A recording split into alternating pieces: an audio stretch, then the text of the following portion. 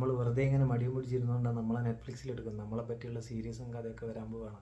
എന്താല്ലേ, പണിക്ക് പോകാൻ മടി, സിനിമയ്ക്ക് പോകാൻ മടി, സിനിമ കാണാൻ മടി, ഫ്രണ്ട്സിൻ്റെ ഒപ്പം പോകാൻ മടി, തിന്നാൻ മടി, ചായ കുടിക്കാൻ മടി, ഉറങ്ങാൻ മടി.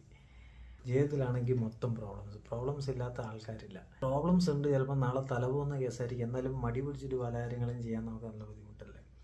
ഈ മടി എങ്ങനെ മാറ്റാൻ പറ്റും? മടി മാറ്റാൻ ഒരു വകുപ്പില്ല. നമ്മൾ വിചാരിക്കുക അസൂയയ്ക്കും കുശുമ്പിനും മരുന്നില്ല എന്ന് പറഞ്ഞാൽ മടിക്കും പ്രത്യേകിച്ച് മരുന്നൊന്നുമില്ല. ആകെയുള്ളൊരു മരുന്ന് വെച്ചാൽ നമ്മൾ മെൻ്റലി പ്രിപ്പയർഡ് ആവുക, നല്ല രീതിയിൽ ഉഷാറായിട്ട് ഒരു തീരുമാനം എടുത്തു കഴിഞ്ഞ് കഴിഞ്ഞാൽ അത് ചെയ്യുക, അതിനെ പ്രയോറിറ്റൈസ് ചെയ്ത് ചെയ്യുക. ഇപ്പം വലിയ സ്പീക്കേഴ്സ് ആയിട്ടുള്ള ആൾക്കാരൊക്കെ എന്താ പറയുക, നിങ്ങൾ ചാർട്ട് ഉണ്ടാക്കണം, അതിനെ പ്രയോറിറ്റി ഉള്ളത് ആദ്യം തിരിക്കണം, അല്ലാത്തത് അങ്ങനെ.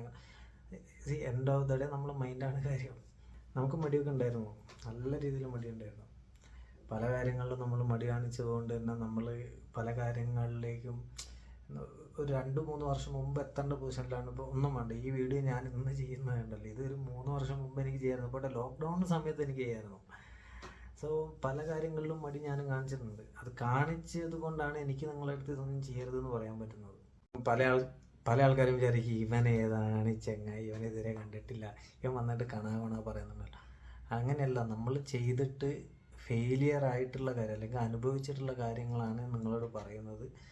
അത് നിങ്ങൾ ചെയ്യാതിരുന്നു കഴിഞ്ഞാൽ നിങ്ങൾക്ക് അത്രയും സമയം ലാഭിക്കുക, അല്ലെങ്കിൽ അങ്ങനത്തെ പല നെഗറ്റീവ് കാര്യങ്ങളിൽ നിന്ന് രക്ഷപ്പെടാമെന്നുള്ളതാണ് നമ്മൾ ഉദ്ദേശം. അതുകൊണ്ടാണ് ഞാൻ ഈ മടിയെ പറ്റിയും പറയുന്നത്. പെട്ടെന്ന് മാറില്ലായിരിക്കും, പക്ഷേ ശ്രമിച്ചാൽ മാറ്റാവുന്ന കാര്യങ്ങളേ ഉള്ളൂ. ഇപ്പോൾ എനിക്ക് പറ്റുമെങ്കിൽ നിങ്ങൾക്കും പറ്റും. എന്തായാലും നിങ്ങളെ മടിയുള്ള ഫ്രണ്ടിനെ ഒന്ന് ടാഗ് ചെയ്യുക, അല്ലെങ്കിൽ ഇതൊന്ന് ഷെയർ ചെയ്തേക്ക്.